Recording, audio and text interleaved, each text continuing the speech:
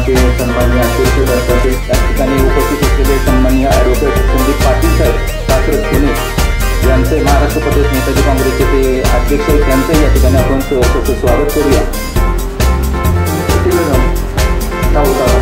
Advocate चंदन नेमाने sir Sanjay Raut यांचं सरकार समोर परवानगी दिली.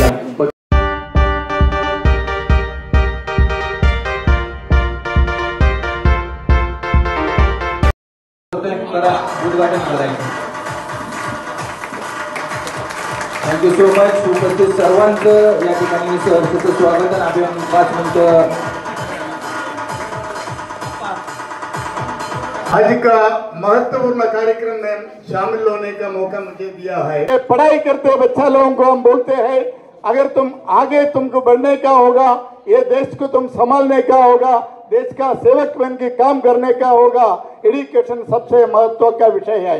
अब मुझे याद आते हैं नेताजी सुभाष चंद्र बोस, वो ICS परीक्षा पास हो गया. उसी समय पर अंग्रेज लोगों का गुलामी बन के हम काम करता था. नेताजी सुभाष चंद्र बोस ICS परीक्षा होके भारत लौटा. जब उसको बहुत बड़ा ऑफर दिया अंग्रेज लोग, उसको कमिश्नर बनने का, कलेक्टर बनने का मौका दिया.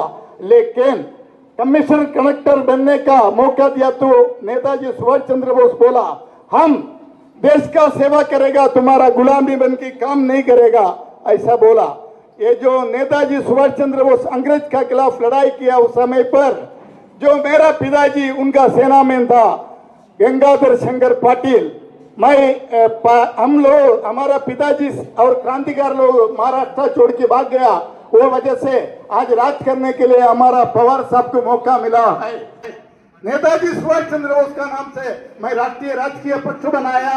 आने वाला दिनों में हम सबको टिकट दिया जाएगा, हम चुन के लाएगा, हम राज करेगा महाराष्ट्र में. ये जो सासवाड़ जेजूरी में हम पीछे भी लोगों को टिकट दिया है. आने वाला सब इलेक्शन को हम टिकट दिया जाएगा. ये जातिवादी का कीड़ा कट करेगा, पैसा का अहंकार कम करेगा, खत्म करने के लिए हम काम करेगा. मेरा 2 शब्द मैं खत्म करता हूँ. जय हिंद, जय महाराष्ट्र. आपला शुभेच्छा. आपण सगळेजण या ट्रस्टच्या माध्यमातून या ठिकाणी आम्हाला सगळ्यांना बोलवलं. निश्चितपणे नेताजी काँग्रेसचे आपले रंगशेठ आले, खूप लांबनं त्यांचं आम्ही ऐकत असतो. शेवटी प्रत्येकाचा विषय, प्रत्येकाची वैचारिकता, प्रत्येकाचा त्याच्यामध्ये हे असतो. ते त्यांच्या पद्धतीने काम करतात, ते त्यांच्या पद्धतीने त्या ठिकाणी समाजामध्ये पोहोचण्याचा प्रयत्न करतात. मग अशा पद्धतीने वेगवेगळ्या घटकांना तुम्ही एकत्रित आणलं आणि त्याच्याही मध्ये पलीकडे जगतापताई जे लोक सातत्याने आम्ही परिचित असतो तीच लोक आम्हाला त्याच्यामध्ये व्यासपीठावर पाहायला मिळतात. आज मात्र केदारजी आम्हाला परिचित नसणारे अनेक लोक या ठिकाणी आले. या ज्या ट्रस्ट त्या ठिकाणी मोठेपणा आहे, या ज्या ट्रस्ट मध्ये या ठिकाणी मनाचा मोठेपणा पाहायला मिळतोय. आणि म्हणून हा ट्रस्ट उद्याच्या काळामध्ये आपल्या सगळ्यांच्या सहकार्याने महाराष्ट्रातला नामांकित ट्रस्ट होईल. त्यासाठी आपण सगळेजण अनुभव करूया. जय हिंद, जय महाराष्ट्र.